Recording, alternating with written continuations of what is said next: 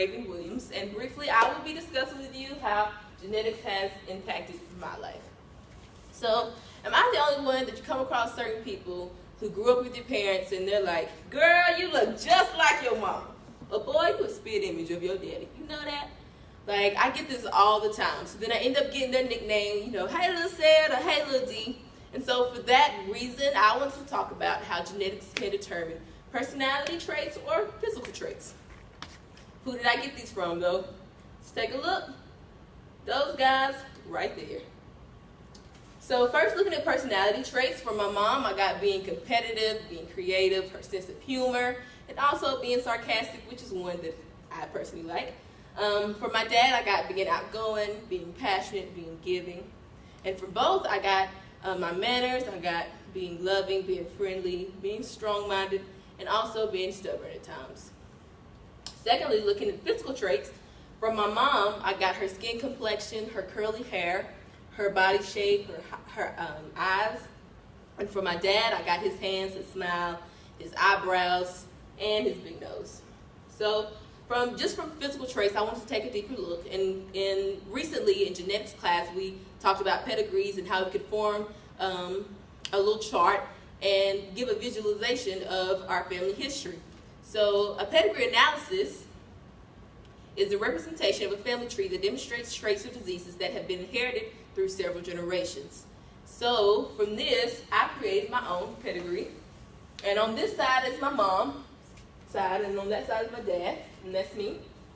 As you can see, in orange is height, and everybody on this side is short, so I just had to get it, and I am. You can see in purple is curly hair, and my grandmother had it, all her siblings have it, and her daughters have it, so of course I got it. And then on this side, you can see in blue is cricket fingers. My grandfather has it, and all the children do besides one auntie and one uncle. I can't explain how, they didn't get it. Ask Dr. Grunda. She can explain it.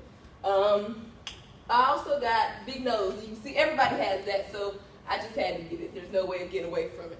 So from just collecting my family history and asking my mom about certain things and just examining our bodies, I could put this together. So just looking at each one personally, having a big nose, do I like it, do I not? Yeah, it's in the middle. It is what it is. As far as having a crooked finger, or having crooked fingers, excuse me, you can see right there in the crease how the two come from that side and the other two come from that side. But I kind of think it's cool. It is what it is. Some people don't really, they're like, I don't know if I have crooked fingers or not. I don't really examine my hand like that, but I don't know. I just seem to notice it. So I put it up here, and I think it's cool. For curly hair, I like this personally because if I want to go, if I just want to curl it, I can just go wet it and it'll curl up. Or if I want to straighten it and do a straight look, I can do both without using chemical products and stuff. So go Team Natural, shout out to y'all. And I really like having it.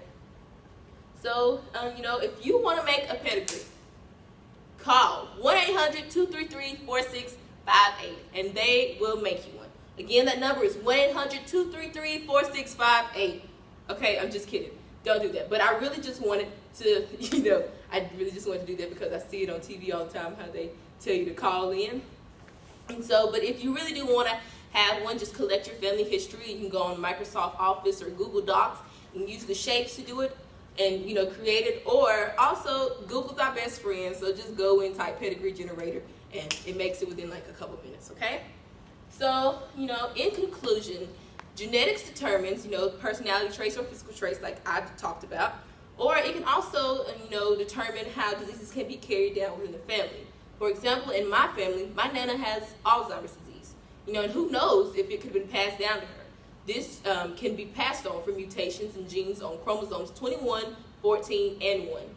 Also, diseases such as diabetes can be genetic. More so in type 2 diabetes than type 1.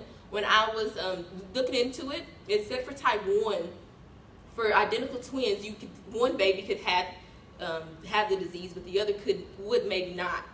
But as far as type 2 diabetes, when looking at identical twins, both are most likely to have it. So it's more so known in type 2 diabetes for that to be genetic.